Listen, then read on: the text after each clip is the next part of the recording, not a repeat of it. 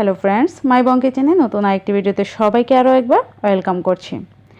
রাতের বা দুপুরের খাওয়ার পরে কিন্তু অনেকটাই ভাত অনেক সময় বেঁচে যায়, কিন্তু সেই ভাতগুলো পরবর্তীতে খেতে ভালো লাগে না, যেহেতু শীতের সময় ভাতটা অনেকটা ঠান্ডা হয়ে শক্ত হয়ে যায়।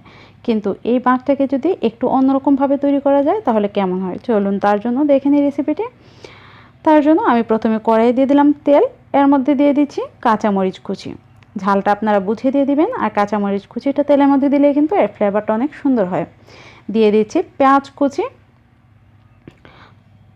এখন এই পেঁয়াজটাকে আমি কয়েক সেকেন্ডের মতো ভেজে নিব, খুব বেশি ভাজবো না। এই তো দেখলেন, কয়েক সেকেন্ডের মতো এটাকে ভেজে নিলেই হয়ে যাবে। পেঁয়াজটাকে খুব বেশি ভাজবো না, সবগুলো সবজির মতো করে আমি এটাকে রেখে দিব। আর এপাশে দেখুন, আমি এখানে কিছু সবজি নিয়ে নিয়েছি, তবে আপনাদের পছন্দ মতো যে কোনো সবজি কিন্তু ব্যবহার করতে পারেন। দিয়ে দিচ্ছি ফুলকপি, আর সবগুলো সবজি আমি ঠিক একই রকম সাইজ করে কেটে নিয়েছি, এতে করে দেখতে খুবই ভালো লাগবে। দিয়ে দিচ্ছি গাজর। সবজিগুলো আস্ত থাকবে কিন্তু সুন্দর সিদ্ধ হবে, খেতে খুবই ভালো লাগবে। এটা কিন্তু আবার সকালের নাস্তাতেও খেয়ে ফেলতে পারেন, অথবা দুপুরে বা রাতে যে কোনো সময় এটা খেয়ে ফেলতে পারবেন, খুব মজা করে। তো দেখলেন, এই পর্যায়ে আমি এখানে দিয়ে দিচ্ছি বাঁধাকপি কুচি, আর দিয়ে দিচ্ছি সিম। তবে বন্ধুরা, আপনারা পছন্দ মতো যে কোনো সবজি দিয়ে দিতে পারেন, আর আপনাদের পছন্দ মতো সবজির পরিমাণ বাড়িয়ে কমিয়েও নিতে পারেন। তবে যদি অনেকেই চান যে না আরও বেশি মজাদার করতে, তাহলে এখানে বাদাম অথবা নারকেল কুচিও ব্যবহার করতে পারেন। তো দেখতেই পাচ্ছেন, আমি সবজিগুলোকে ভেজে নেব 2-1 মিনিটের জন্য, বেশি সময় ভাজার প্রয়োজন নেই। ছোটো ছোটো করে কেটেছি সবজিগুলো, তাই সিদ্ধ হয়ে যাবে খুব সুন্দরভাবে। দিয়ে দিচ্ছি স্বাদ মতো লবণ।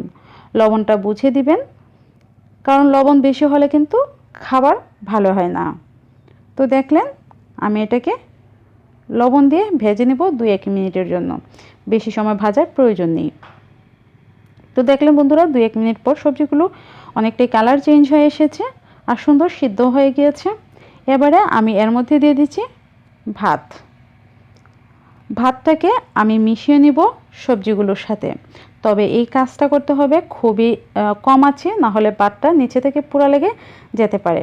তো বন্ধুরা, রাতের ভাত এভাবে অথবা দুপুরের ভাত এভাবে করে কিন্তু খুব মজা করে খেয়ে ফেলতে পারবেন। ফেলে দেওয়ার কোনোই দরকার নেই, আর টেনশন করারও কোনো দরকার নেই যে শক্ত হয়ে গেছে বা ঠান্ডা হয়ে গেছে কীভাবে খাবো। এটা কিন্তু খুবই মজার একটি রেসিপি।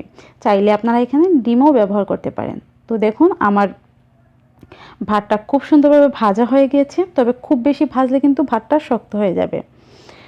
এবারে এর মধ্যে আমি দেখুন খুবই অল্প পরিমাণে দিয়ে দিচ্ছি ঘি, এতে করে ঘিয়ের সুন্দর একটা ফ্লেভার আসবে। তবে আপনারা যদি চান তাহলে পুরো রান্নাটি কিন্তু ঘি দিয়ে করে ফেলতে পারেন। আর আমি এই পর্যায়ে ঘি দিয়ে দিলাম, এতে করে মনে হবে যে পুরো রান্নাটাই ঘি দিয়ে হয়েছে। আর ঘি খেতে তো খুবই ভালো লাগে। তো ঘি দেওয়ার পরে কিন্তু আমি এটা খুব বেশি সময় রাখবো না, জাস্ট ঘিটাকে মিশিয়ে নেওয়া পর্যন্তই অপেক্ষা করব। ঘিটাকে মিশিয়ে নিয়ে এবার এটাকে আমি পরিবেশন করে নেব। তবে মনে রাখবেন, এই পর্যায়ে কিন্তু এটাকে খুব বেশি ভাজা যাবে না, তাহলে ঘিয়ের যে সুন্দর একটা ফ্লেভার সেটা কিন্তু অনেকটা চলে যাবে। দেখুন, এবার আমি এটাকে পরিবেশন করে নিচ্ছি। তো দেখেই নিলেন বন্ধুরা, কত সহজে রাতের ভাত অথবা বেঁচে যাওয়া ভাত দিয়ে কত সহজে একটা রেসিপি তৈরি করা যায়। এরকম বেঁচে যাওয়া ভাতের রেসিপি আরও একটি আছে আমার চ্যানেলে, আপনারা চাইলে দেখে নিতে পারেন। তো সবাই খুব ভালো থাকবেন, সুস্থ থাকবেন। ভিডিওটি দেখার জন্য ধন্যবাদ।